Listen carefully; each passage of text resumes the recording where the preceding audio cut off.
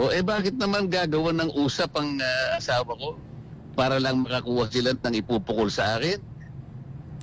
Pero Ganyan na karumi. hindi ho ba dapat, Senator, manggaling din sa inyo ang delikadesa na, uy, yung asawa ko, ano nito kumbaga nagsiservisyo dito, meron siyang, kumbaga, transaksyon dito, hindi kaya marapat na ako dumistansya muna?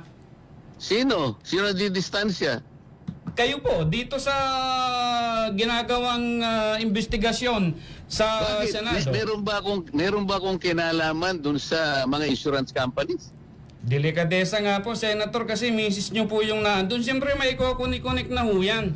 Kung ganyan kayong mag-conclude, independent nga Kaya tinatanong ko nga sa inyo kanina kung naiintindihan niyo Kaya nga po nagtatanong din kami, delikadesa din ho yung binabanggit namin dito. Hindi Wala na ho ba pinag-uusapan tayong ng ganun? delikadesa dahil wala akong connection doon. Ang asawa ko, independent. Yun nga po, asawa nyo yun eh. Nakikipagdebate ka pa sa akin Akala ko ba, magtatanong ka lang.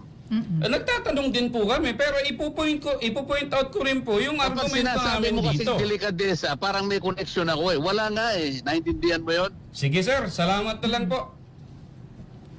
Tanga. Oh, inabot ko pa yun, Sen.